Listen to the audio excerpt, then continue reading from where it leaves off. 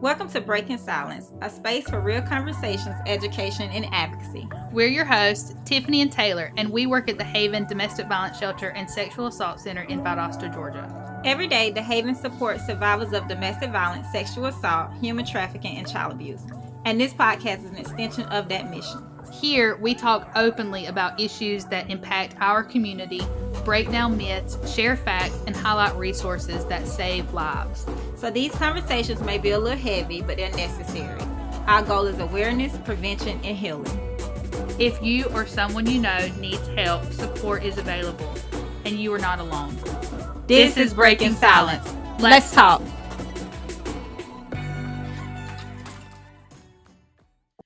Welcome to the Haven's Real Talk podcast show. We are in our very first episode in podcasting.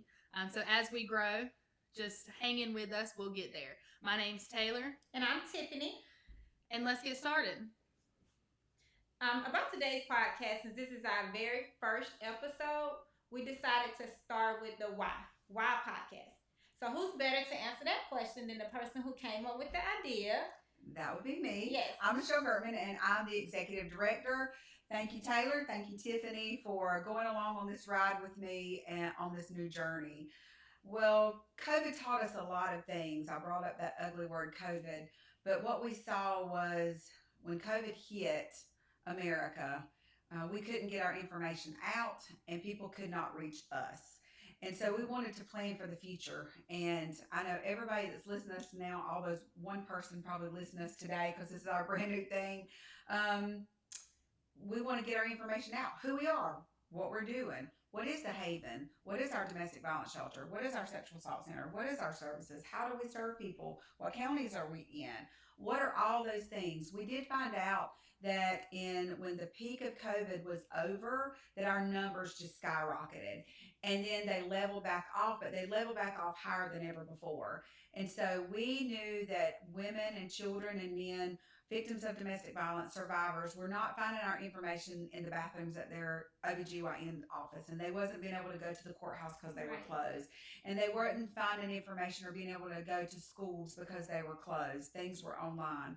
So we knew that in order to plan for the future, we had to come up to where the future is, and that's social media and that's podcasting. And so thank you for joining this ride with us. We hope this podcast grows. We're going to be doing it, I think, on a bi-weekly basis now, hoping to do it weekly as these girls just really take off with what Real Talk with a Haven is and what our real problems are in our community and what our successes are and what we're doing to really help the counties that we serve. Yes, today or this year is the Haven's 40th anniversary. So we've been in service for 40 years, and we thought what better way to kick off our 40 years than to start a whole new podcast series. Happy birthday to the Haven! I know. So we're excited. And like Miss Michelle said, like we're keeping up with the times. Podcast is the new thing to get information out there, and that is our whole goal: is to bring awareness that we are in our communities. We're here to help, and we want you all to call us, contact us, connect with us, and we hope that you all continue to watch us.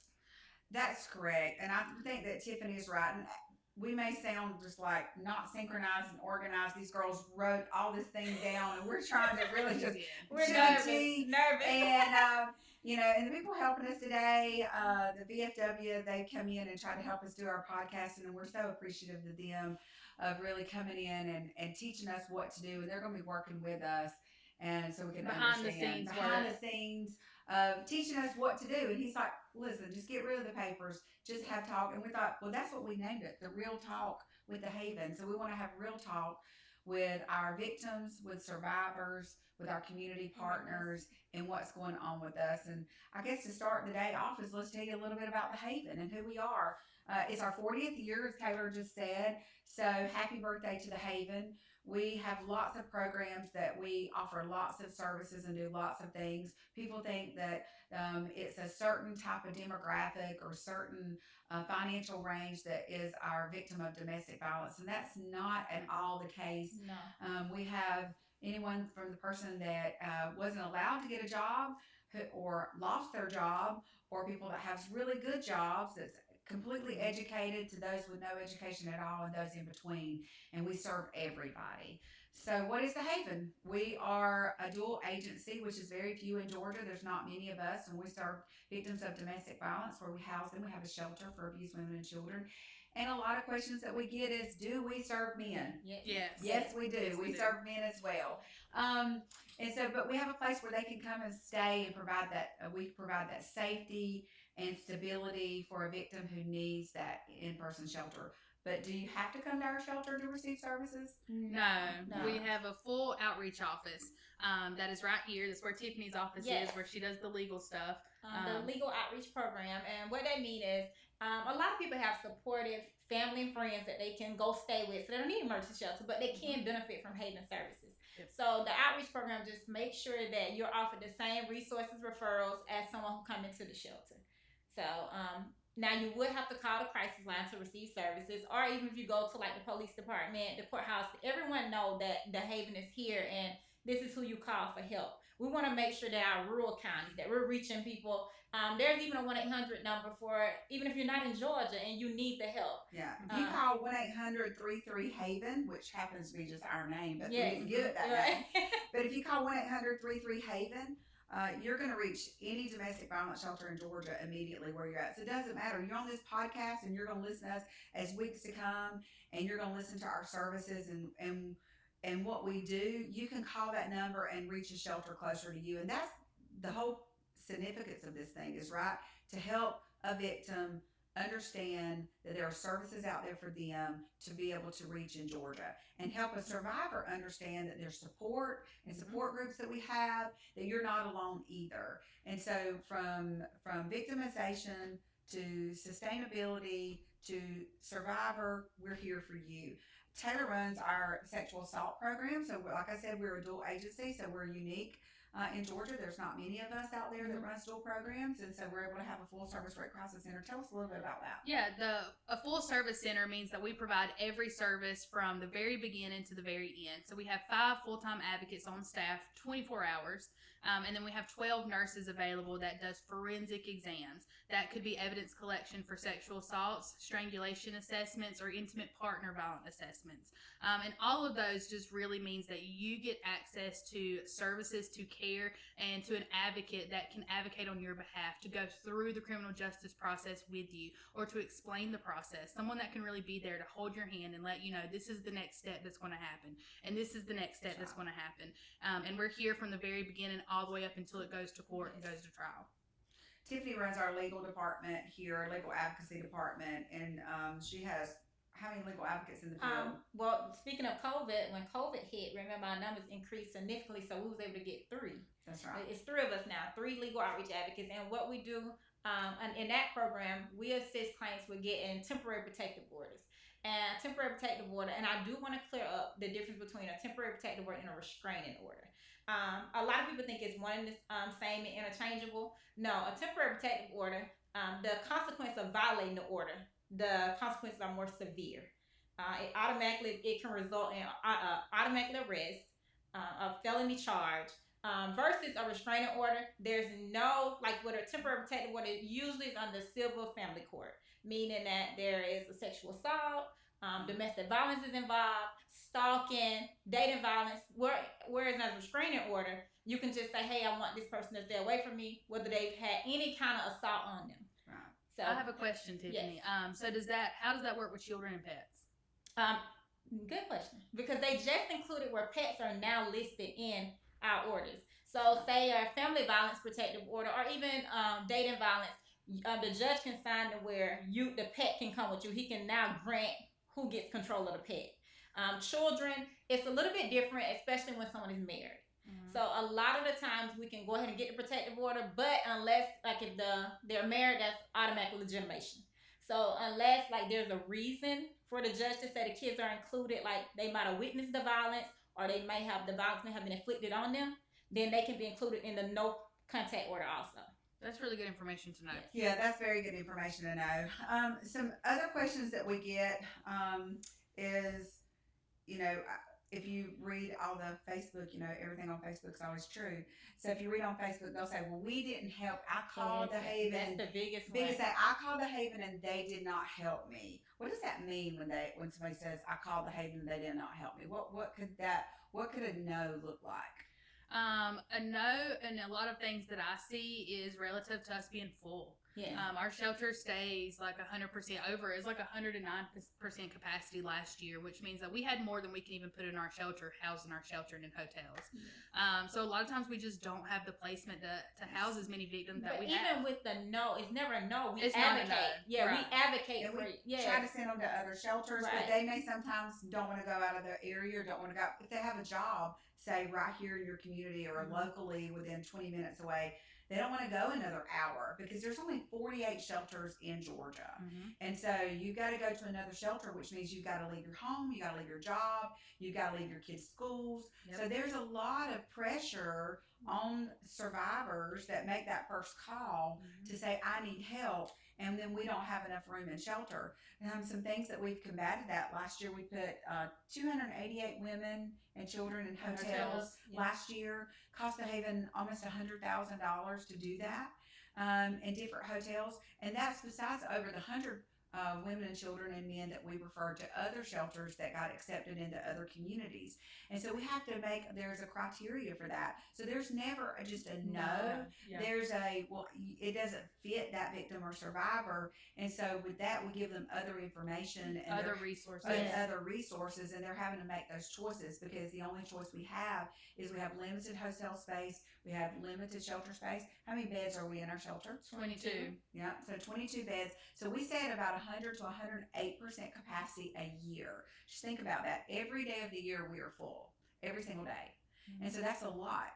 And we are a bigger community here. And so a lot of times the communities that are having to send to is even more rural than we are. We think we're rural here, but they're even more rural there. Like say in Waycross, they're a 14-bed shelter. So we're sending a 22-bed shelter, sending them to a 14-bed shelter, and then filling their shelter up with people from out of their area. And that's why it's really important to stay engaged with your nonprofits in your community. Some of our largest supporters is United Way. Michael Smith is the CEO of United Way and supports the Haven and our funding. And we thank you for everybody who donates to United Way. It goes straight back to the nonprofits of your choice, and then we write grants that's due now actually. Yes, and then they have a board that selects what nonprofit receives money, and so we thank the community for all that they do. But we have our Christmas card fundraiser, and that is very successful. And then we have Bunko coming up. It's going to be April 30th. I'm so excited about Bunko. When I first got to the Haven, we started doing Bunko. I had no idea what it was, and I say I have the best time losing I've ever had. It's really fun. Last year we did boots, boogie, and Bunko. Say that 3 times. I know. What? Boots, boogie, and Bunko. There you go. We had that. And everybody, I don't even know. Maybe it wasn't. It was a fun thing. It was a Western thing. We gave away like best hat, best boots, best overall. It was dress. A good time. It was a really great time. The year before that, we had Derby Bunko. Right. I do remember Kentucky that. Derby. That was easier. I love that. Kentucky Derby Bunko. And it was fun, and we gave away prizes. This year, we're looking at a disco bunko or rolling with my hippies. We tried to come up with a theme, but it's definitely going to be your 70s dress. It supports our sexual assault program, and so we're so excited about that. So as you're listening to this podcast, we hope that you go out, and we're going to be giving some prizes away for the best bell bottoms. I don't know if you've ever had good bell bottoms, but if they're really bell bottoms, I hear that you walk 3 steps before your pants even move. So that's real big bell bottoms. That's kind of 70s style. That's what we're looking for. So go to your thrift stores and try to find some bell bottoms that can fit you, and come and have a good night. We're going to be advertising some more information probably on the next podcast. They'll have exactly what the title is, what our prize is going to be, how you can sign up, the flyers. It is a really good time. It is. And it's one of our best fundraisers that I like. I had never heard of it until I started working at the Me neither. Who knew Bunko was so prevalent here in Valdosta? But these ladies are serious about Bunko. And again, can a man come? Absolutely. We've had them come every year. So it's going to be exciting. So stay tuned for that. We have our Unite dinner. We just had it in August. Tim Tebow came and spoke. If you were one of the 675 people in the room, thank you for that. It was full house. Raised good money, partnered again with United Way, was able to donate proceeds to go back to other nonprofits and hopefully to the Haven. But Tim Tebow did a phenomenal job. He's real big in human trafficking. And Taylor is speaking on that. And to kind of take another turn, do we serve human trafficking victims? Yes, we are a certified center for human trafficking. We got our certification, our first certification in 2021. So we've been certified as a human trafficking center for a couple of years now. Some of the services we provide are safe housing. We provide sexual assault exams if that's needed. We help them relocate with their family or reunite with their family if it's been a long time since they've seen each other. We also help with tattoo removal and branding removal if that was something that their trafficker had done to them. And then we really work on long-term placement because the Haven is short-term emergency shelter. Our goal is always to relocate as quick as possible to get them back on their feet as quick as possible. But with human trafficking, they need a little bit more time. So we partner with some long-term agencies across the state of Georgia to help us with that. And let me tell you, one of the things that we did at our Unite dinner is that we came up with an average price of what it costs for a woman to stay in shelter, and it was $283.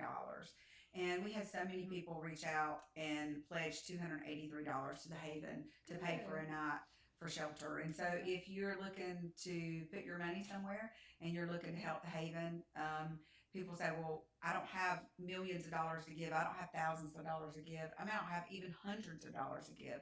But $283 pays for a one night stay. Half of that pays for a half of a stay. Two people together can pay for a whole stay. So it's important to give back to your communities. We use our fundraising money. Every grant dollar that we bring in requires matching dollars. And so we use those dollars to match like our children's program. We can pull down $125,000, but we have to match that with $50,000.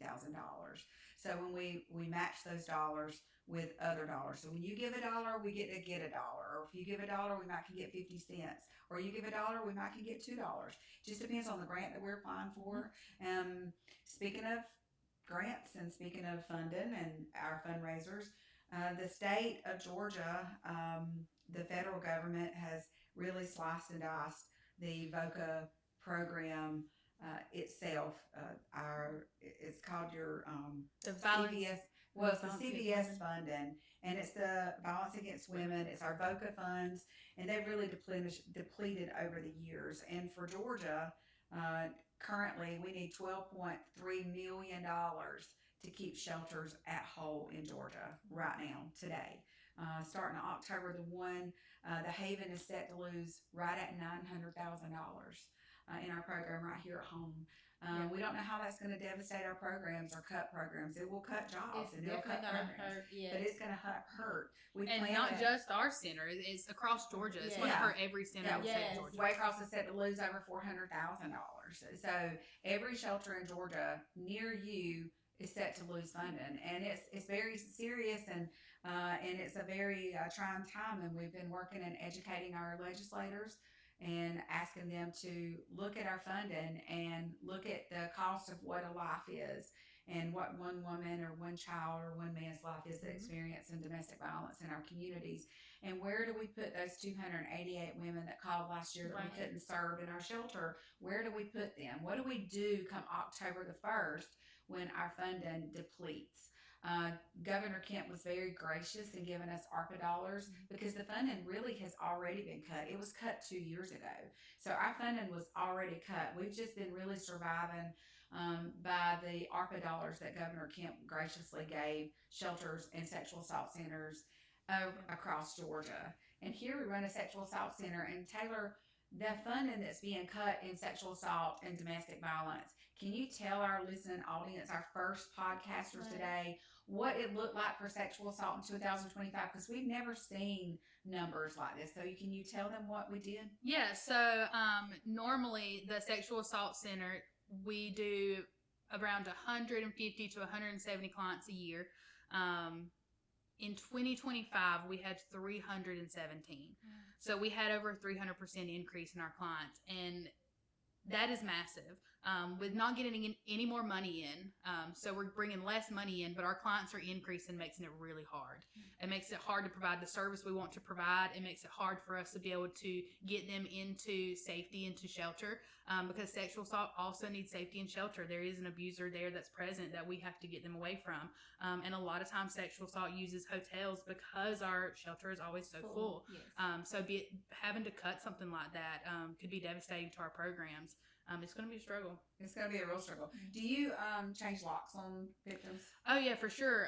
So even if a client does stay at home, there are things that we immediately partner with legal to try to get a temporary protective order. Yes. We change the locks on their doors. We have put in several security systems or doorbell rings because not only do we want them to know if they're safe, we want them to know who's at their door, but we also want it to record if that abuser comes back. Yes. Because that's going to help their case. And in some cases, if the assault happened at their home, we put them in hotels because they can't go back to their home, or we put them in shelter. Right. But if shelter's not available, we have to put them in a hotel because they just don't feel safe going back home. I would not either. That's right. So, time is going by really fast. I know. Yes. We've just been I chatting. think we said we're not going to talk about all these things, and then And we then we talk did. about all We these did things. things. We get so excited. We're passionate. Yes, We're very we are. passionate. We are. Before we kind of start wrapping up, how long have you been with the Haven, Tiffany? I went to Haven 8 years. 8 years. Taylor, how long have you been with This August will be 12 years. 12 years. Yes. And I've been here 18 years, and I've been in domestic violence field for 31 years. And so we've got a lot of experience. Yeah. This is my first and probably last time they will invite me to their No, podcast. y'all will see her again. You're going to see the Taylor and Tiffany or Tiffany and Taylor show. I didn't realize that y'all were two T's. Yes. So T for talk. Yes. Yeah, you can get the talk with the two T's. Yes. But we appreciate you taking the time to listen to our podcast, and we will get better. We built my new word for 2025. Each year I come up with a new word for myself. I think it's very important to direct yourself in a path each year. And my word in 2026 for myself was intentional. So I want to be intentional about meeting you, intentional about educating you, intentional about us serving you, and for you to also help us. So the things that you can do for us is, when you're looking at this podcast, send us an email, send us a text message. I guess we're going to be putting this on YouTube, so I don't even know how that works. It's way above my pay grade. Not even worried about it. I'm not even worried about it. Comment if you want to. Yeah. Leave a comment. You can There you chat go. with us. If Just you want See to why they're doing the podcast and I am not. I don't if you even know. if you want us to deep dive into a comment or into any kind of topic, you Yes. just let us know. Drop it in the comments. Me and Tiffany will review it and we'll add it to our list of things to discuss. We want you to design what this looks like. We Right. know what we have to say. We know what we offer. We're a great nonprofit in this community. Can we be better? Absolutely. Can we grow? That's why we're here today, is to grow. That's the plan. That's the plan, and we need you to help us do that. So any kind of recommendation is welcomed. We're going to be having some community partners on. Yes. We're going to try to get our community partners on. If they see this for the first time, they may not answer the phone. Right. But we're gonna pull up in their parking lot and Yes. ask them face to face. So we hope to bring some community partners on the show, how we partner with them, how they partner with us, and how we partner together to offer better services in the community. We have 8 different programs with the Haven. We're going to be bringing staff on from every program so that you can learn a little bit about the Haven along Put a as our face podcast with a goes. voice. Yeah, our Yeah. children's program. What are we doing in our children's Yes. program? What happens in the summer when kids are out of school? School, What are yes. some things we Yep. do? What's going on with our case management program? How Right. our numbers meet our need to bring funding in? What our shelter manager has to do on a day-to-day basis is a lot. Yeah. Renee runs our rapid rehousing program to get our victims into stable housing, our survivors there. And what's going on in the state, what's happening with laws that are changing for domestic violence victims. Things change all the time, and so we want to educate you about that. And what is the truth about what Haven services are, and how can you connect to those services? Mhm. So when you see something out there that says they wouldn't help me, you're going to understand what that means. It's not Yes. that we didn't help them or refer, it's that maybe it didn't best suit their idea of what help looks like. No victims ever turned away. No. How much do we charge for services? Nothing. Nothing. It's Free of charge. All of Yes. our services We don't are use free of charge. we don't use insurance. We don't bill anyone. It's all free. Right. It's all free. Yes. We work off state funding, federal funding, and your donations, and some private foundation funding. And so, other than that, we have been able in my 31 years to offer all of our services for free, and plan to continue to do that. What can you do for us today? Contact your legislator and ask him to help save our programs across Georgia. Contact your senator, your state representative, your appropriations chairs, lieutenant governor, your governor's office. If you know someone, that would be the time to pick up that phone and just contact them to say, save our shelters, save our sexual assault centers over Georgia, save our child advocacy centers over Georgia. It's not just us.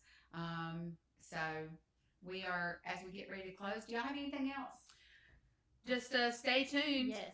We're going to be going live the first and fourth Monday. The first and fourth Monday. Yes. covering different topics. Human trafficking and stalking awareness is January, so some of those podcasts will be coming up, discussing what stalking looks like and what it is, and how to get help, and what can you do for victims of human trafficking.